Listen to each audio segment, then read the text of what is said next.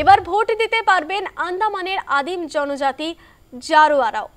প্রথম দফায় ১৯ জন জারোয়া ভোটাধিকার পেলেন। আগামী নির্বাচনেই তারা অংশ নিতে পারবেন।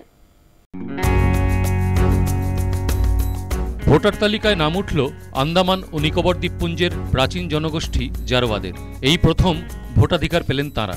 প্রাথমিকভাবে ১৯ জন জারোয়া জনগোষ্ঠীভুক্তের নাম ভোটার তালিকায় যুক্ত করা হয়েছে। আগামী দিনে এই সম্প্রদায়ের বাকিদেরও দেশের গণতন্ত্রে সামিল করা যাবে বলে আশাবাদী প্রশাসন। মূলত দক্ষিণ আন্দামানে জারোয়াদের বাস। সেখানকার জিরকাটাং গ্রামের ১৯ জন বাসিন্দা বৃহস্পতিবার ভোটাধিকার পেয়েছেন। বুথ স্তরের আধিকারিকের কাছে ফর্ম 6 জমা দিয়েছেন তাঁরা। আগামী নির্বাচনেই তাঁরা অংশ নিতে পারবেন। জারোয়াদের ভোটাধিকার প্রদানের অনুষ্ঠানে উপস্থিত ছিলেন আন্দামান ও নিকোবর প্রশাসনের মুখ্য সচিব কেশব চন্দ্র। জারোয়াদের গ্রামে গিয়ে তিনি নিজে ওই গোষ্ঠীর এক সদস্যের হাত থেকে প্রথম ফর্মটি সংগ্রহ করেছেন। সত্যি একটা বৈপ্লবিক সিদ্ধান্ত, এবং যারা এক সময় আমরা তাদের কাছে ভয়ে যেতে পারতাম না, তাদেরকে যে ভারতীয় সমাজে এবং নির্বাচনী রাজনীতির মধ্যে তাদেরকে অন্তর্ভুক্ত করার এই বলিষ্ঠ সিদ্ধান্ত নেওয়া হয়েছে, এটা খুবই ভালো।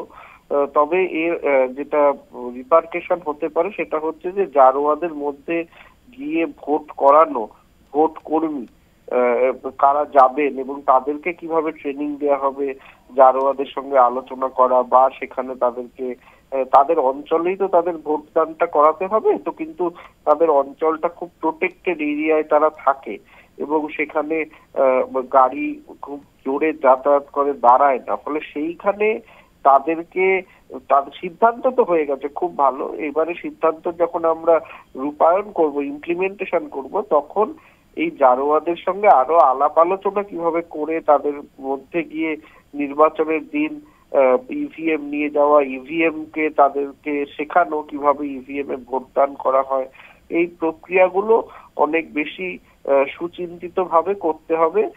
মানে সিদ্ধান্তর রূপায়ণটাই হচ্ছে আসল। সিদ্ধান্তটা বৈপ্লবিক, রূপায়ণটা যদি ভালো হয় তাহলে অত্যন্ত একটা বড় আমাদের মতো গণতান্ত্রিক দেশে এই গণতন্ত্রের এই মানে বিজয় রথ হিসাবেই দেখা হবে।